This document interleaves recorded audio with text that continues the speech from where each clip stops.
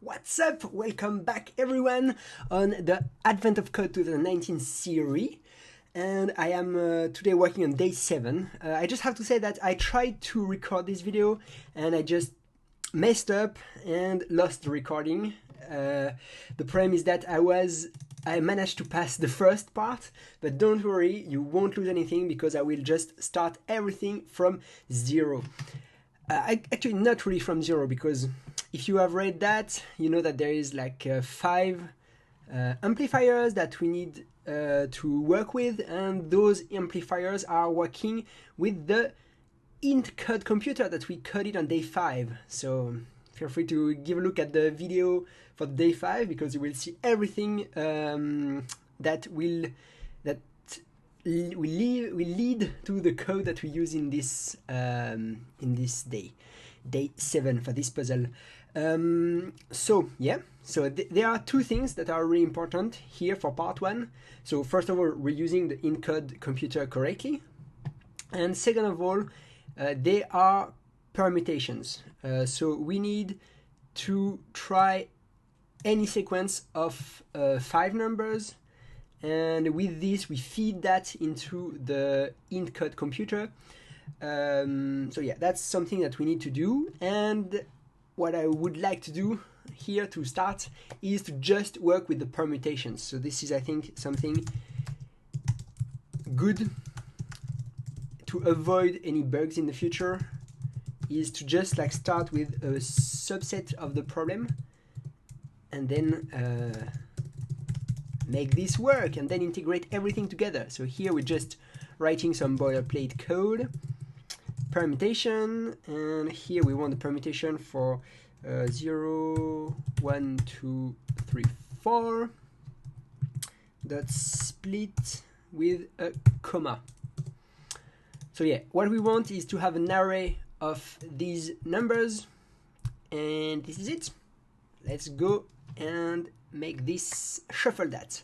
So in order to get any combination of these numbers in any order, what I like to do is just take one number, say that the combination is starting with that, and then do the shuffling on the rest.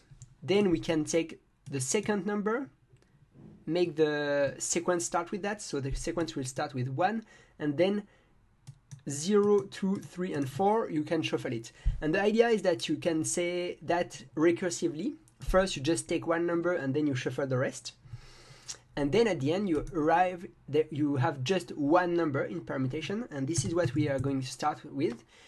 Because we're using a recursive strategy here, we are going to start with the termination condition. So if array.length is equal to 1, we just return array. This is it. So meaning, we incrementally have smaller and smaller arrays, and at the end we just return the 1 number. I hope it will make sense in the next step, because here, like, this is just like theory, but once you will see the code, I think it will make a bit more sense. So what we want to do is to map on the array. So for each element of the array, we have an element and an index. And we are going to return the result of this. What we do is we take this element, and as I said, if you remember, I said I take one element and then we shuffle the rest. So now we need to find what remains, and what remains is the array without the element that is at the index. And how we do that is we just slice between 0 and index.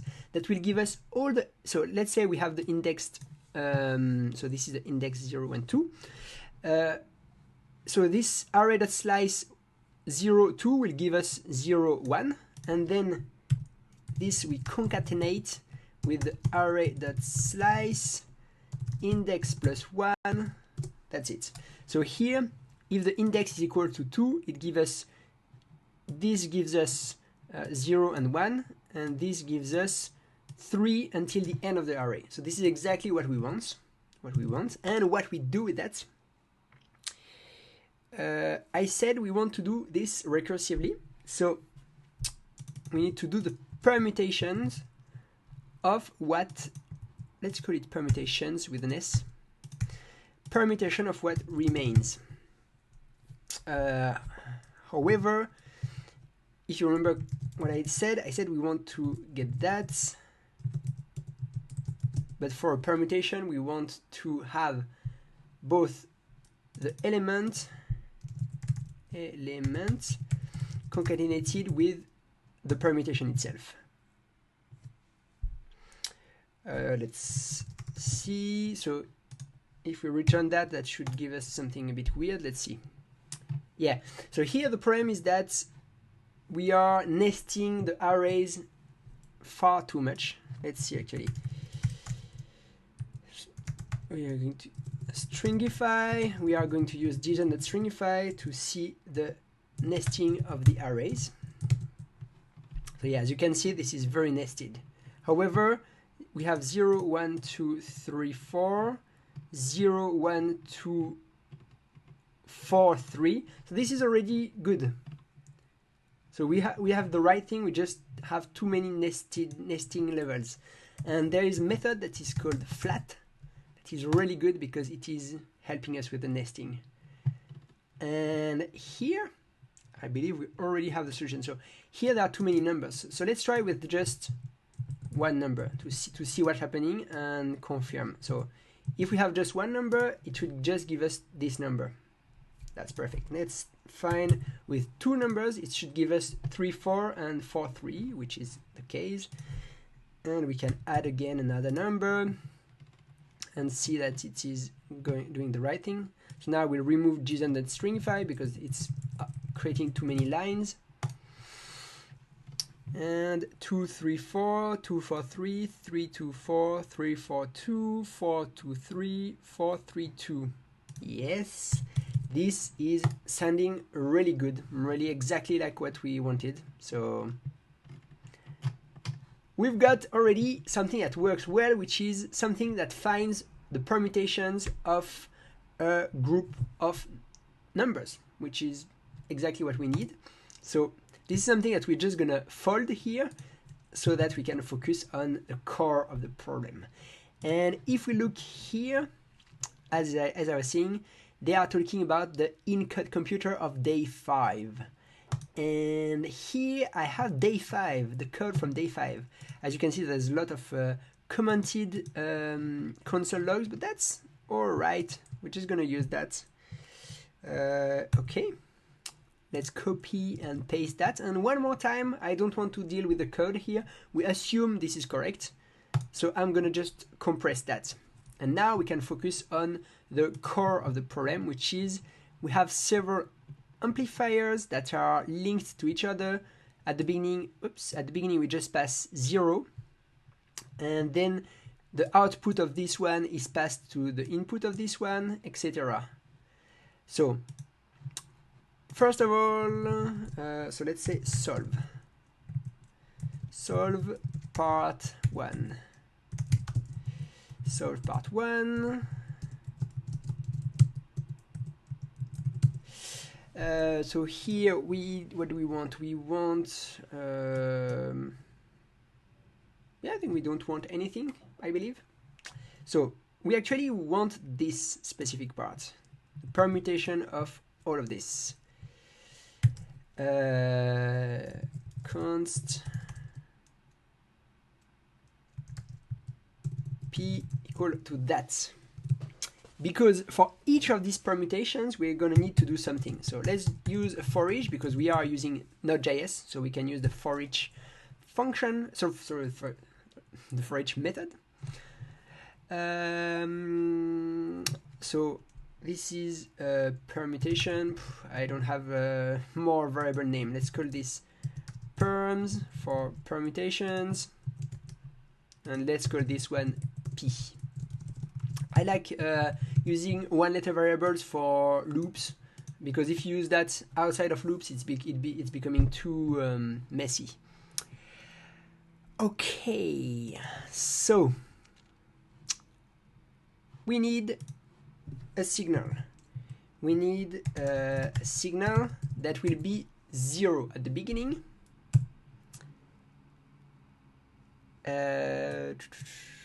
So one thing I would like to do here is, these are strings. So in here we have an array, as you can see here, an array of strings. And I would like to avoid having strings, so I'm just going to map that to integers.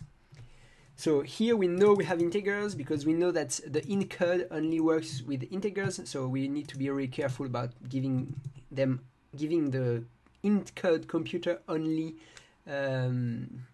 integers. Okay, so here what we would like to do is to do IntCode. Okay, so I remember here we need the program for the IntCode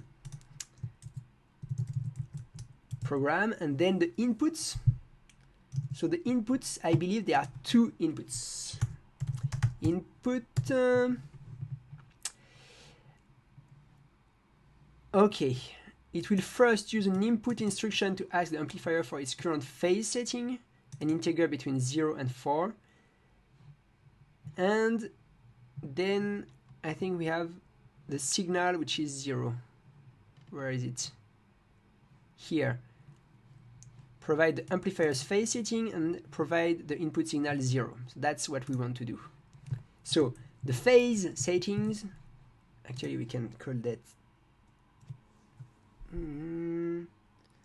So here we have a permutation, and we need for each permutation to run this. So p dot for each, and here we have a phase setting.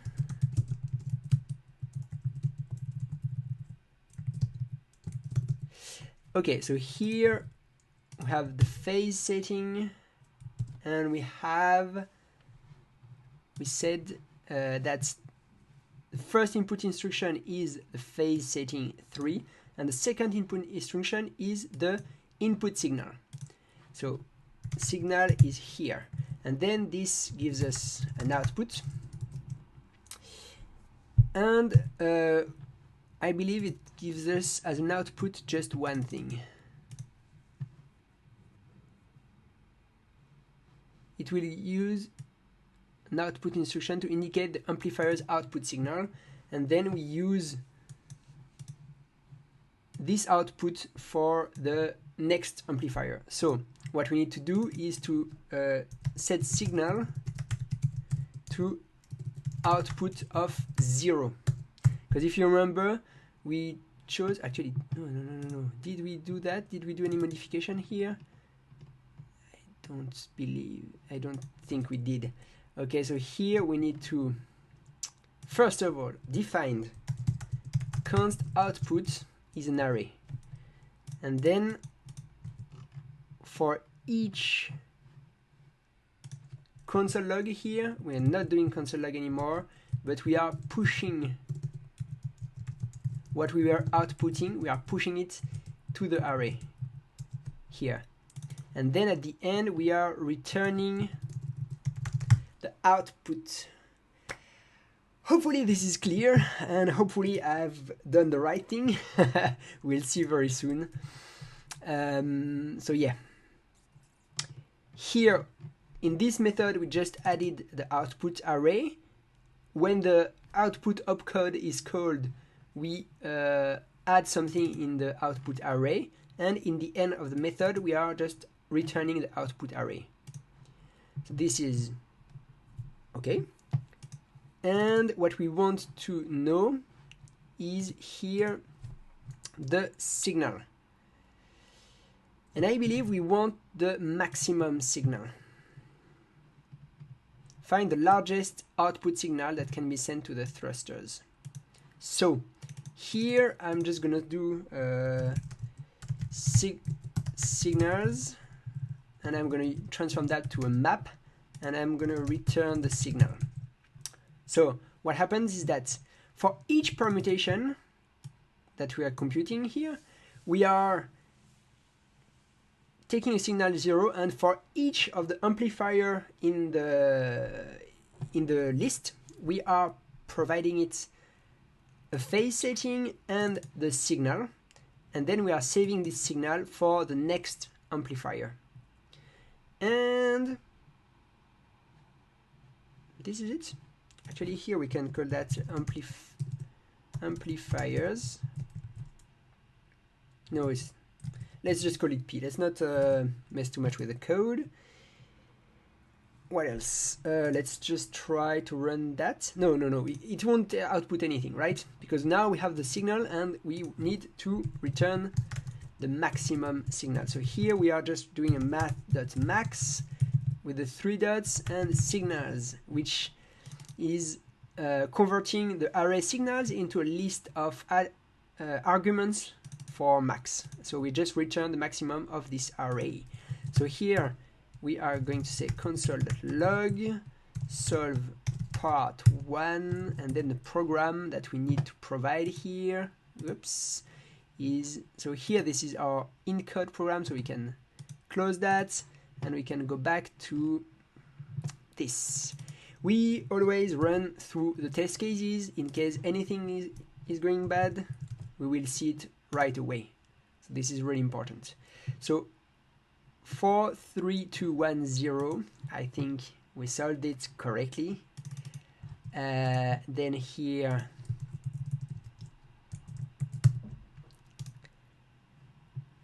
five, 4, 3, 2, 1, that looks the right thing. And then let's take the last one and run it as well. 65210, 65210. Yeah, that's the right thing.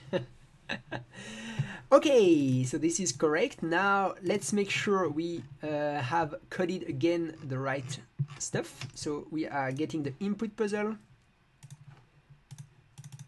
here. We are copy pasting that in here. The line is very long. 368584. 368584. Sorry, I'm like I'm reading numbers like a 6-year-old, but it's easier for me to remember all the digits when I say it like that. Okay, so here I've fixed my mistake where I lost the recording. And we are back. We won the first star for the day 7 amplification circuit. But now the very challenging part is starting, because we have amplifiers that are linked to each other. That's the same here. You will say nothing changed much, but there is a feedback loop here that goes to the beginning. And at first, when I was reading that, that's super easy, right? We just need to take the end and feed it back to the beginning. The problem is there is something in the parent statement here. This is what is going to cause me a lot of trouble. So from now on, I haven't implemented anything already. I'm like really like discovering, and I'm gonna try that with you. Yeah. If the amplifier has not yet received an input signal, it waits until one arrives. This is very important because, because there is a case. As I told you, I failed already to solve this, and there is a case in the first program. Oops, let me close that. In the first program that reads a lot of input, and we just give 2 inputs at the beginning to the problem. Anyway, let's dive right in the code. So here we have to implement something that blocks and that waits for more inputs. And this is not trivial, and I thought a lot about that, and what I'm thinking is that we should work with callbacks and async function. So this is 2 topics which is gonna be really interesting. So let's get right in. So I'm gonna say const input, and then I'm gonna say like that, cin, which is the input, and then cout, which is the output. This is gonna be fun. So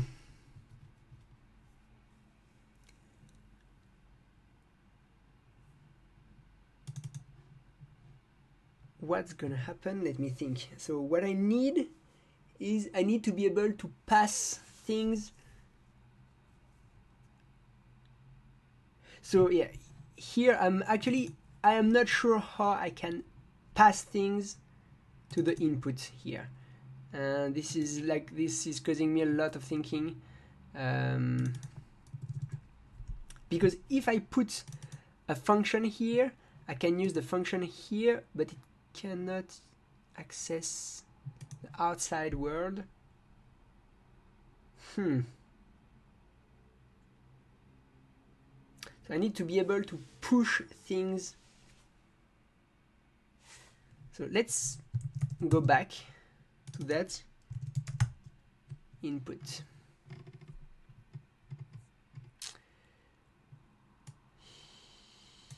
So theoretically, if I store this variable somewhere, const inputs, oops, sorry. Let's say phase setting and I. Oh, actually we don't care about I, sorry. What I'm thinking is that I create a new array. Oh, actually we care about I will show you why in a second. And we say inputs.push an empty array. So that's one thing that we do. And then the next thing is gonna be that we can say inputs of I that push, and this is how we're gonna push phase setting and then signal, and then here we pass index, and if everything goes right, we should be able to do that correctly. So actually let's p.map.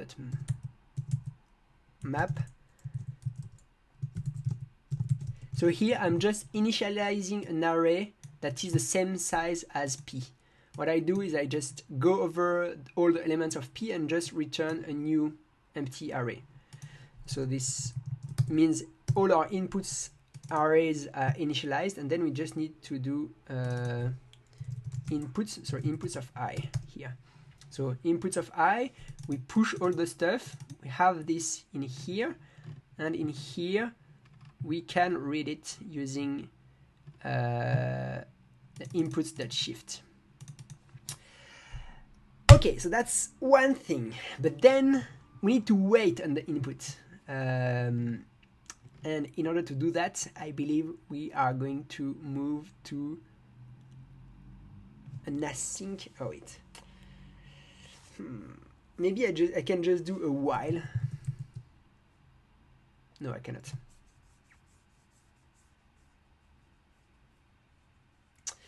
Okay, so let red while red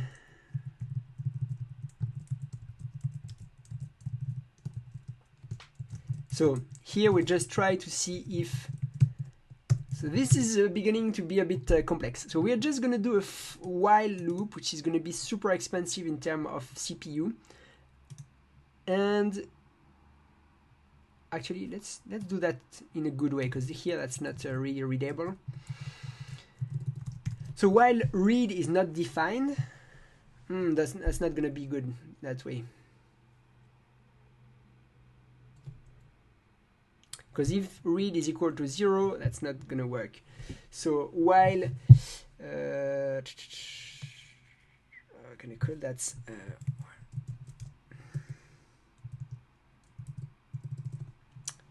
what happens, let's open the console and let's see what happens when we have an array and we shift.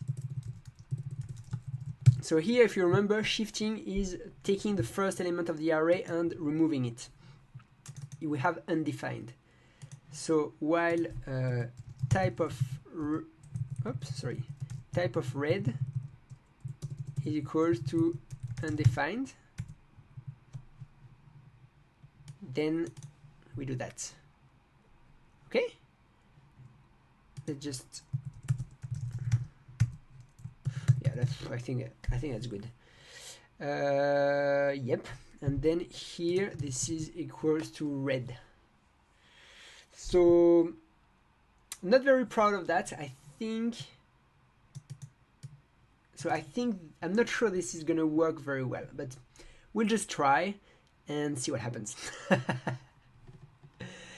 Yes, so now the next thing is, because we are stopping the program in the middle, we cannot rely on this anymore, because the program is stopping in here, but we need the output for the next amplifier.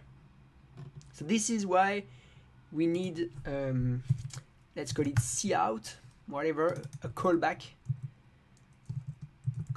out, and we are just sending the get parameter 1.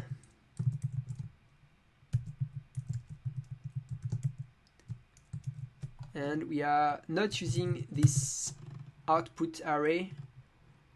So yeah, by doing that, we are, oops, what did I do? I think I saved, sorry. Yeah, by removing that, we are like breaking the code for solving the part 1. That's okay, that's okay. This is code that is made to evolve. So now we have this callback here, which is output.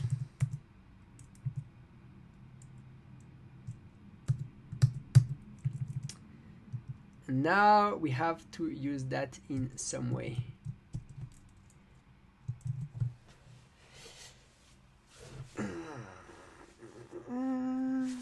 So what I'm thinking is that this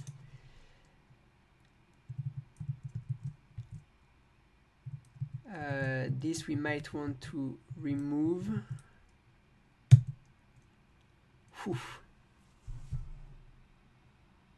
This is getting complex. I'm not sure what's happening. So let's see what happens here.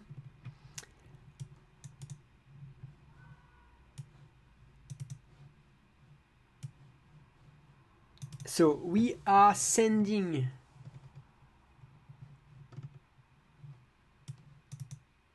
do we need any more, like one thing that I'm not clear with this step 2 is, do we need the phase setting? Let's look for phase settings. Yeah, we need phase settings. Again, each used exactly once.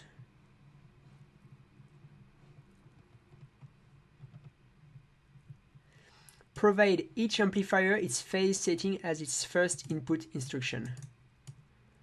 All further input-output instructions are for signals. Okay, so the first thing that we need to send is that. Okay, this is good.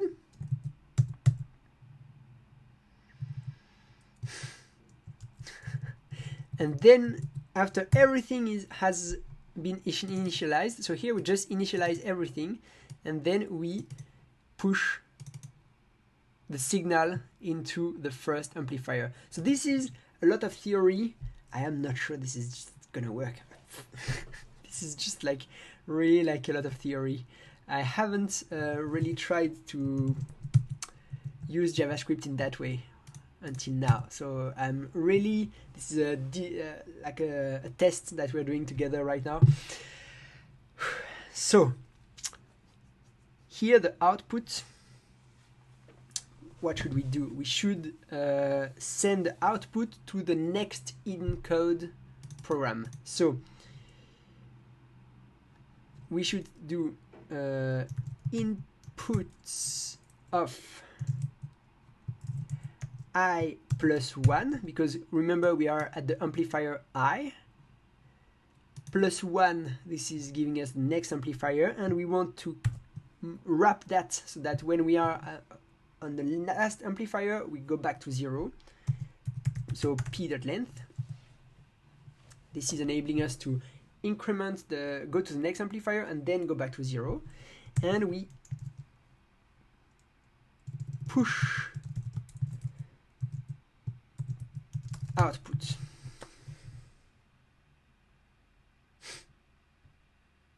So yeah, in theory, this should work in theory.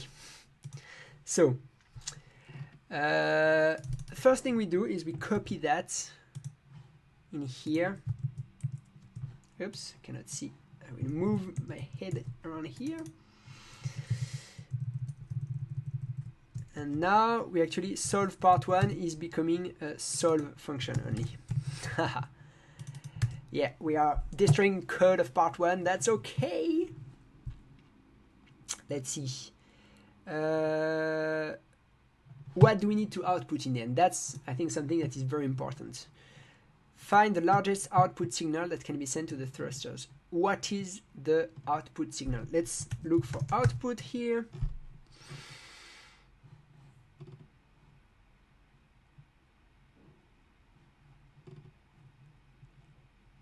When this happens, the last output signal from amplifier is sent to the thrusters. Okay, so what is interesting for us is the last output. So let last output.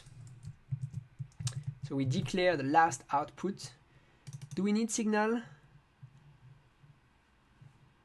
No, I think we don't need signal anymore. And here we say last output is equal to output. And then what we return is last output. So what we do is every time we receive an output, we store it in last output. So in the end, what is in last output is the last output. So yes, I think we are good in theory. I repeat, let's run that and see what happens. Failure. Inputs is not defined. Okay. So let's say I believe we change inputs. Oops. Inputs is used inputs.shift, and here we have input. Let's see, do we have input somewhere? Okay, so I forgot to keep this S here. Okay, let's try that again. Okay, so this is in progress, and here there is no way to know if this is gonna go right or not. Actually, there are ways to know if this is gonna go right or not, and the best way is to print stuff. Print stuff, and here, as you can see, this looks like it is not going well. So I had in mind that this could not go right. And what I'm thinking is that we should sleep here, because this while loop is just, I think, grabbing the CPU and just keeping all the CPU power for itself to do almost nothing. So we need to make sure we sleep here, and one of the easiest way to do that, I believe, is to use async function. So I'm going to write right now a delay function, which is an async function. And what happens is that it is just going to return a promise. I never know, promise, I never know how to resolve. And this is set timeout resolve 1000. So here, this is a delay function. Maybe you need to take some time if you're not familiar with that to really understand what's happening here. But first of all, we use the set timeout, which is calling this function after 1000 milliseconds. So this is one thing. Then we wrap this function in this thing, new promise. And new promise, what happens is that this is a promise, and it will resolve only in 1000 milliseconds, sorry. And here, so the delay, what happens is that it will return a promise that will resolve in 1000 milliseconds. And then we just need to use this in the while loop. Whoop, I forgot about where it is. Okay, here, await delay. That's it. This is it. I am gonna use less than 1000. I'm just gonna use half a second. And yep. I think here we're gonna say, should we say console log? No, let's not console log. Let's just try and see, is it working or is there a problem somewhere else? Oh, none. None. That's something that we don't like, the nones. Because it might mean that there is like something with like a type issue or something like that. Let's see, solve the program here. Oh wait, what do we do with the program? We split and we parse int. So everything should be integers. So that's one good thing. But then what happens next?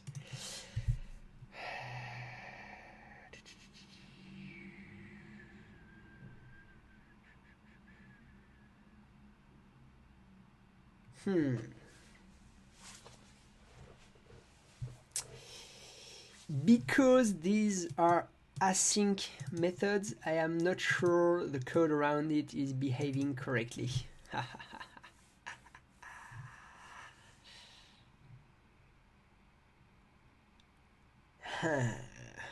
Of course, this would be too simple. This would be too simple.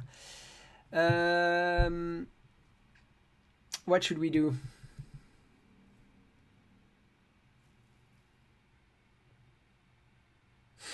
This is really like the part where things are starting to get really hard, because I think I'm not sure this async way to do things is really a good idea. So what I'm thinking is that we are going to store all this IntCode into one array. Const promises, like that, and then const whatever. I'm using p too much. Let's just say promises.push, and we push that here. And then what we do is we await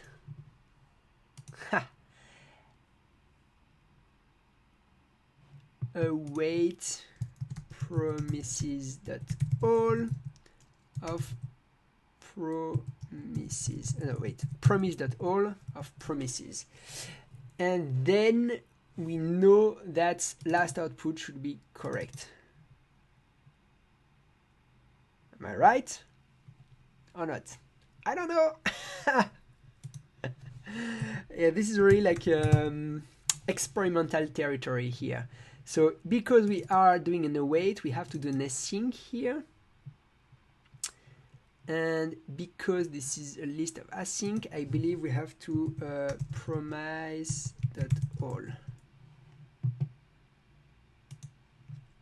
I think so.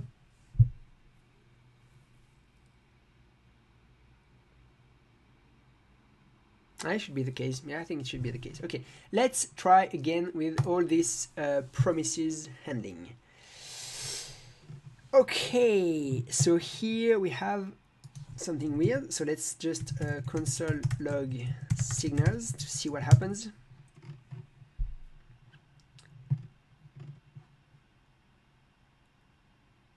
All right. So here we need an async method, and then we need to await signals.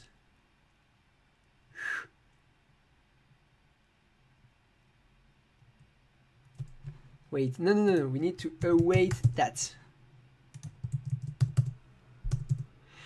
And if we await that, it gives us, it should give us the right thing. So there are so many ways things could go wrong here. So we return promise pending. This is not helpful. Okay, so how come we are outputting that? Let's just see all the console logs. Okay, so this is solve here. This is, yeah, so I believe we're just gonna console log this instead.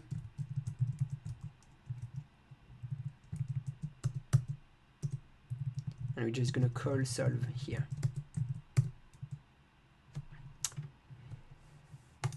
This should be better.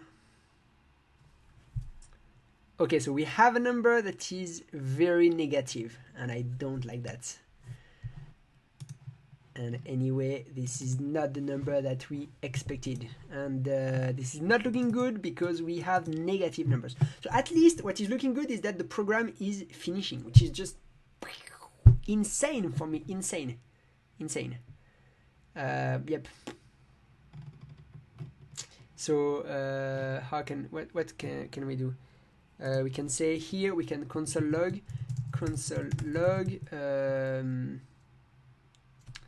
let's say here P, which is the current permutations we are in, then the index I, and the output.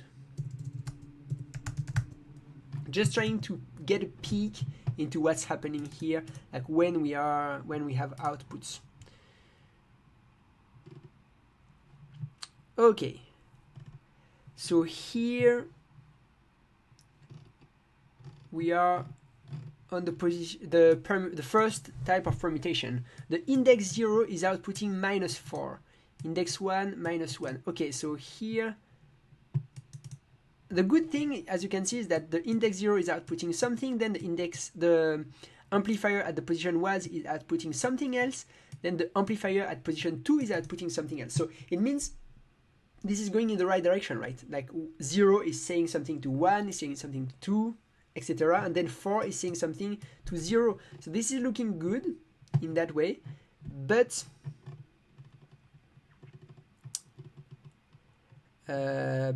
yeah, like, why do we have negative numbers? This is something that I don't like at all. So let's try to not send that, just to see what's happening. And this should hang forever.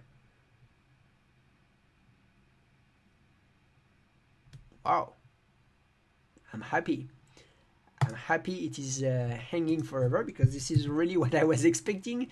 So it looks like we are able to push 0, but then we really need to understand like what's happening for 0 and 0. So here what I'm suggesting is that we take this piece of code and we get back to day 5. So here is, no, this is my previous solution that, yep, that I failed. Let me take day 5. Okay, so here is day 5 again. And what we're gonna do is we're gonna put the program that we have, so this new program, and we're gonna put 0 and 0. And I'm gonna see what is the result of that. And this is giving us -4. And the good news is, I mean, I don't know if this is a good news or not, but the interesting thing is that this is giving us -4 as well. So looks like it is behaving in the right way.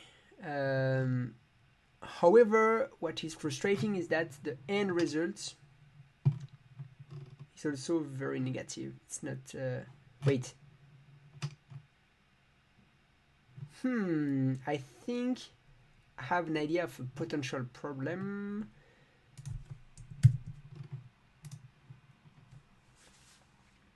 Let's see.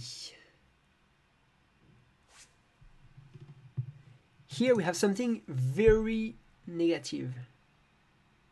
Oh wait, my bad. Let's see. So here we have the first permutation. So this is okay. So this is the first permutation. Wait. So number 4 is not giving something back to number 0. That's not good. That is not good. Let's see that.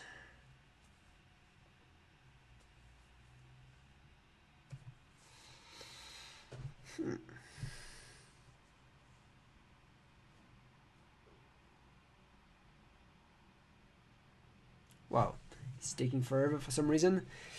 Yeah, so here we really are fighting with an interesting problem that we might not be able to solve quickly. That's interesting. Let's restart that.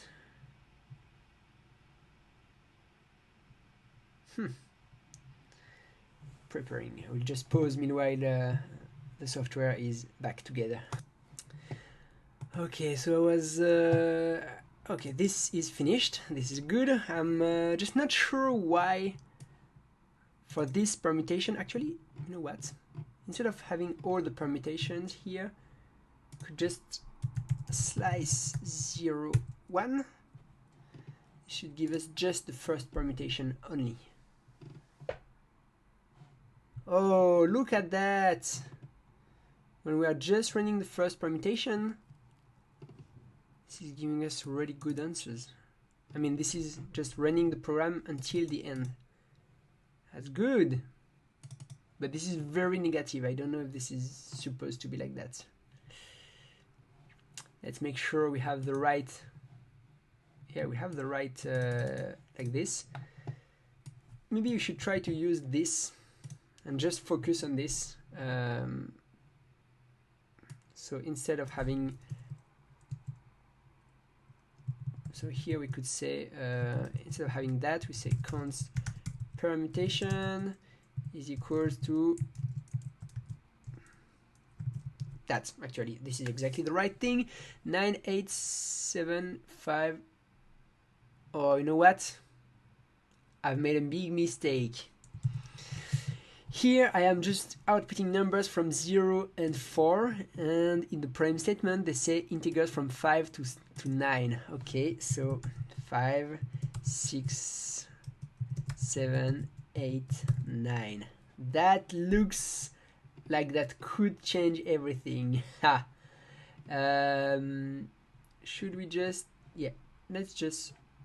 We remove the slice, so we should run and everything should be running now.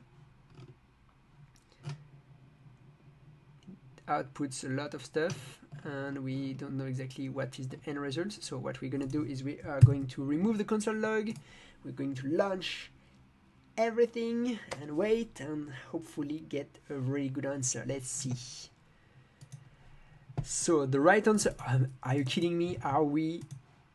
Did we make this? What? Okay, so we've got a working IntCode computer, an IntCode computer that can talk to other IntCode computers. This is just like mind-blowing.